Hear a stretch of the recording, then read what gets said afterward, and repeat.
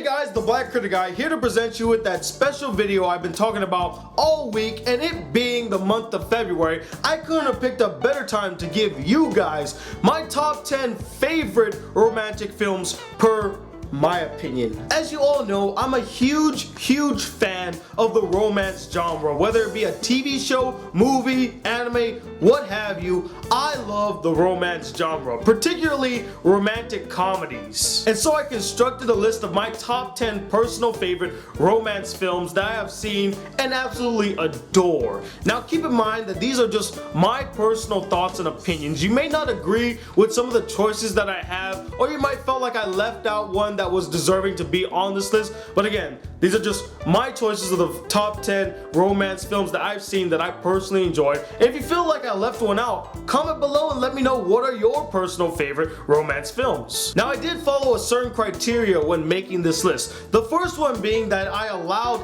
any romance subgenre to be a part of this list, whether it be romantic comedy, romantic drama, animated romance, what have you, they're allowed to be on this list. That then leads me to my second criteria, which is that the romance needs to be the primary story, not the secondary, the primary main story that we are following. And lastly, I chose films that really stood out for its unique take on the romance genre for its time. But I still remember them, so they must have had a profound effect on me. And before I start the list, I do have a couple honorable mentions, starting off with 50 First Dates, followed by Save the Last Dance, Beauty and the Beast, and of course, the one that all preteen girls love, Titanic.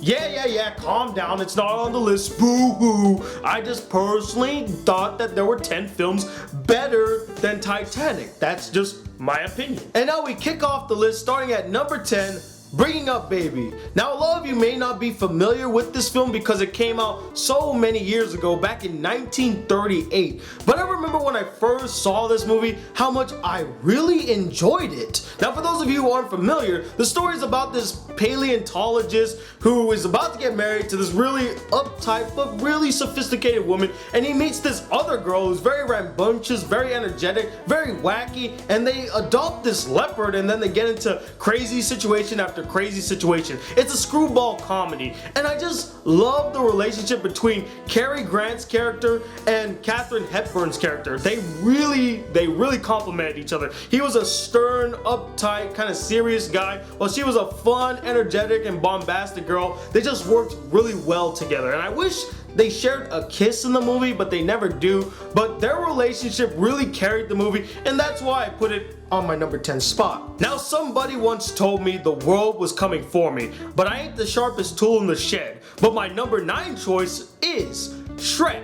Now as much as Shrek is a comedy that pokes fun at the fairy tales we all knew and loved growing up, it is mainly a romantic comedy. I mean, it's about Shrek who goes on a journey to rescue a princess from a tower, and honestly, they had such a dynamic relationship. You cannot deny that the relationship between Shrek and Fiona did not carry this entire franchise. They are literally the backbone of the franchise, and I really loved how they bonded. I loved their connection, they had great chemistry, and they worked well together, and I love the message behind their relationship, that true love is not based on shallow appearances, but by the connection that you make with another person. Shrek was not only a refreshing comedy, but it also was a refreshing romance. I never knew I could feel like this until I saw my number 8 choice, Moulin Rouge. Moulin Rouge was a movie I didn't expect that I would like, but I just automatically fell in love with it. It's about this writer guy who moves to France during the Bohemian movement, and he falls in love with this girl who works at Moulin Rouge and their blooming romance. And I just love everything about this movie. The musical numbers,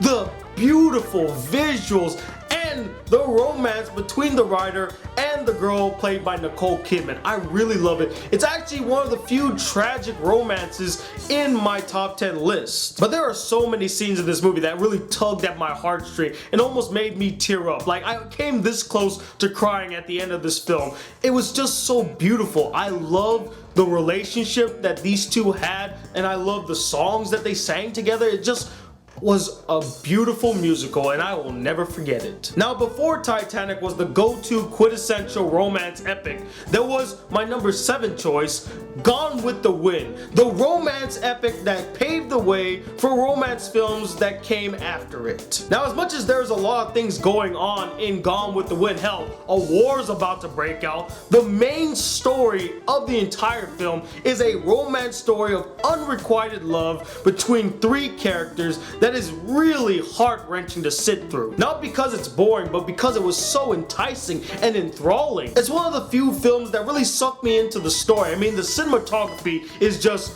breathtaking. I mean, it is gorgeous. But what really made this film stand out was the relationship between Rhett Butler and Scarlett O'Hara. I mean, this relationship was very dynamic and very playful. I mean, throughout the film, it's like, will they, won't they, will they, won't they? And even by the end of the film, when Rhett and Scarlett get married, Rhett still does not have Scarlett's heart. She is still tied to this Ashley guy who is with this other woman, and he's just like, really? Really? After all I've done for you, you know what? No, I'm done with you. It was very interesting to see the rise and fall of their relationship and made for one of the most interesting love stories ever put on film. Man, I kind of forgot what my number 6 choice was. Oh wait, I remember now. Forgetting Sarah Marshall. Forgetting Sarah Marshall was that diamond in the rough that you really don't notice, but when you go back and watch it, you realize, wow, that was actually a really good movie. I mean, the story's about Jason Segel's character who gets broken up by this girl named Sarah Marshall, who's this TV star, and so he goes to Hawaii to kind of get over her, only to find out, guess what? His ex is also in Hawaii.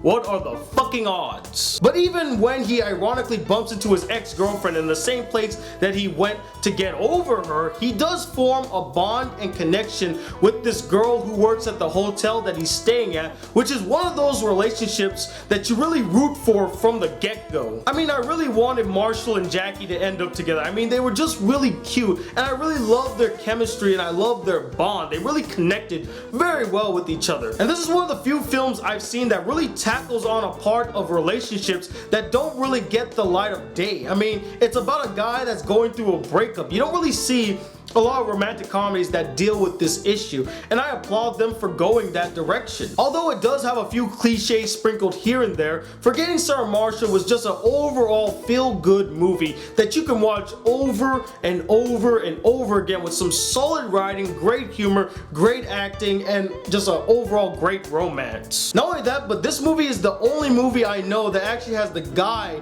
go full naked instead of the girl, because usually it's the girl, not the guy, so props there. That's a guy that's not ashamed of his body. My number 5 choice is another obscure romantic comedy that I don't think a lot of people remember, and that is Definitely Maybe. Not only is this one of my favorite romantic comedy films, but it's also one of my favorite films starring Ryan Reynolds. It's about this guy who picks up his daughter from school one day and tells her these 3 stories about these 3 women that he met throughout his life, and one of them happens to be her mother, and she has to guess which one it is. It's basically How I Met Your Mother, the movie, which is pretty coincidental considering that my number 6 choice stars a guy from How I Met Your Mother. Not only did I really love the concept and execution of the story, but I really dug the relationship that Ryan Reynolds shared with these 3 girls played by Elizabeth Banks, Rachel Weisz, and Isla Fisher, each one being very dynamic, very interesting, and sometimes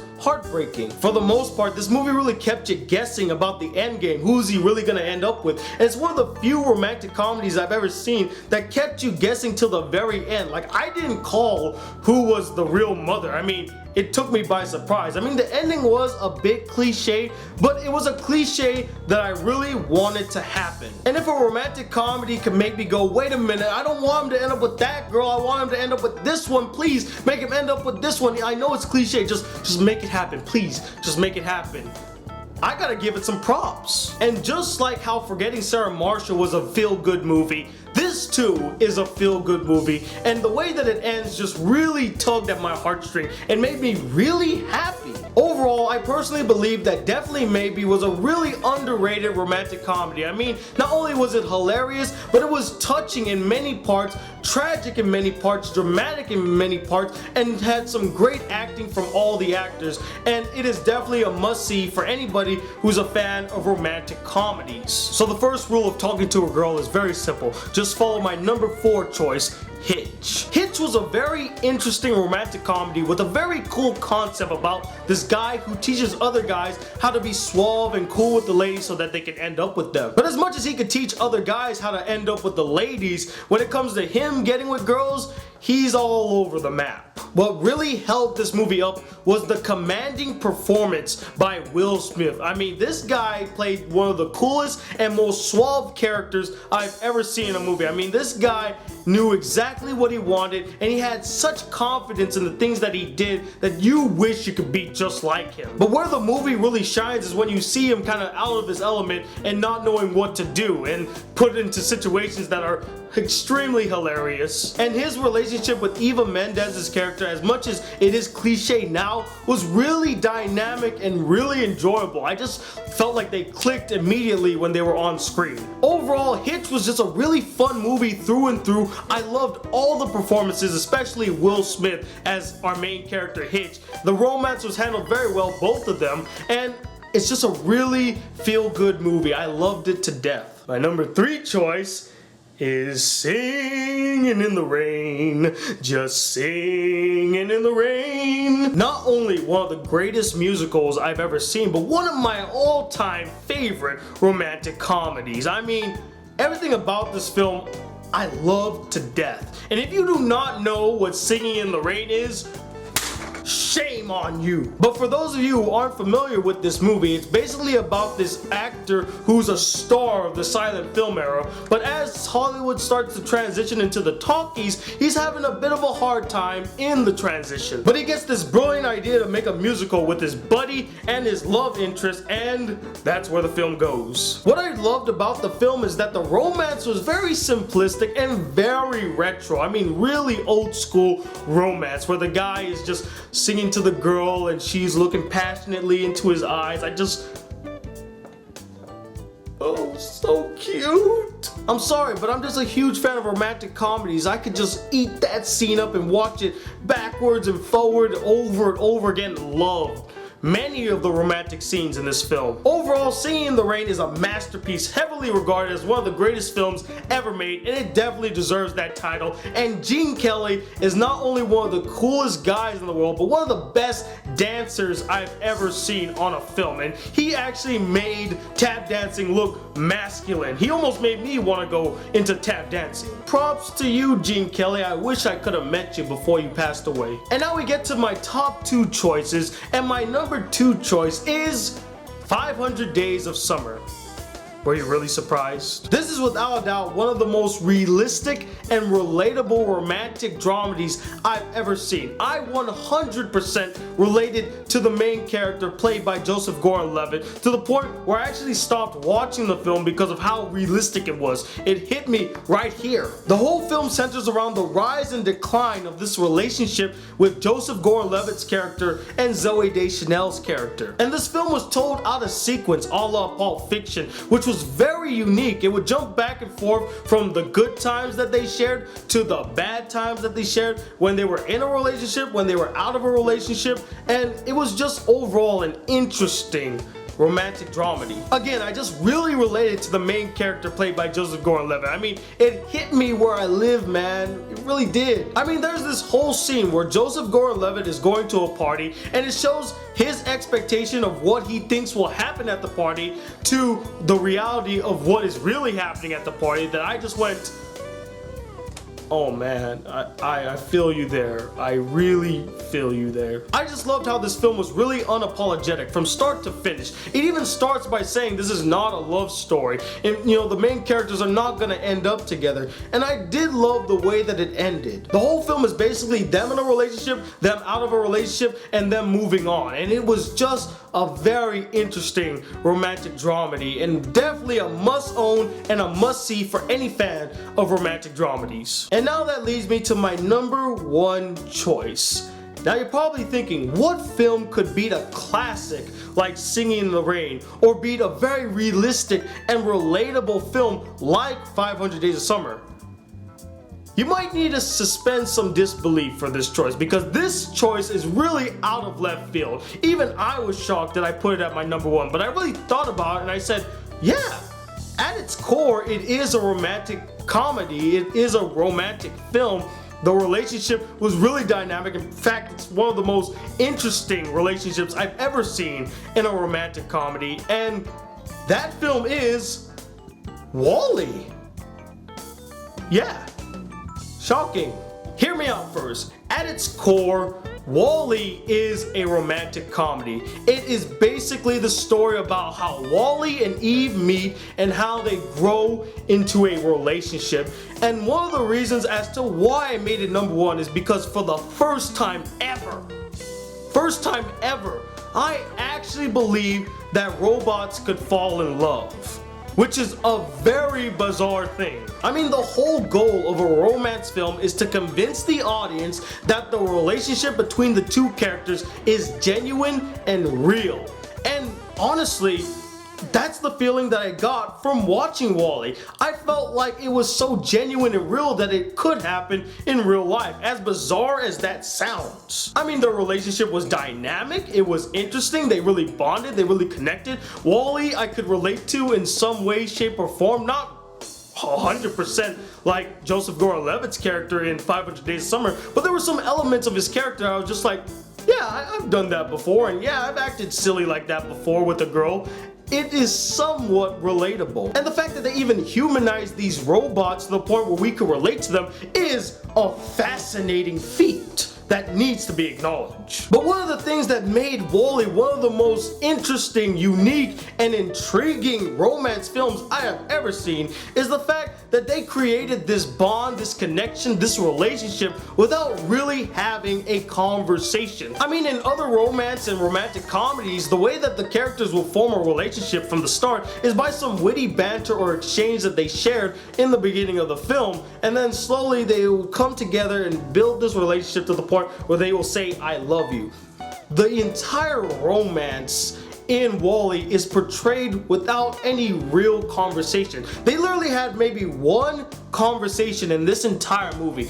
All of the conversations and moments that they shared are from body language, just by the way that the characters look, their eyes, the way that they acted. That's how you can tell that they had a strong bond, that they had a love connection, that they actually felt something for each other. And the fact that they could portray all these feelings in just the movements of the characters is mind-boggling. The fact that we could connect to these characters without them having to talk, the fact that we can connect to these characters by just the subtle movements and things that they did, it blew my mind, and it made me think, yes, that is a really unique romance film. How many romance films can you name that are just based off of body language and subtle movements of the characters?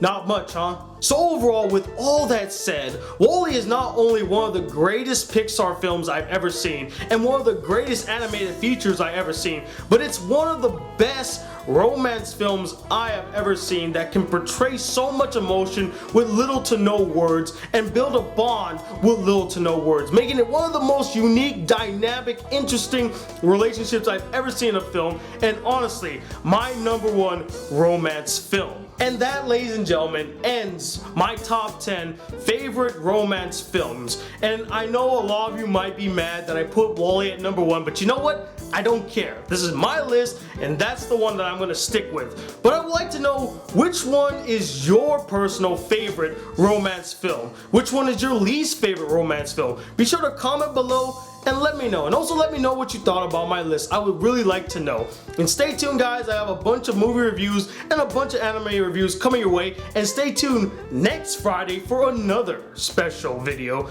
But until then, guys, hit that subscribe button if you're new to my channel. Welcome to the Black Critic Guy. Like this video if you really enjoyed it. And I'm Tony Watt II, the Black Critic Guy. Till then, Peace, YouTube.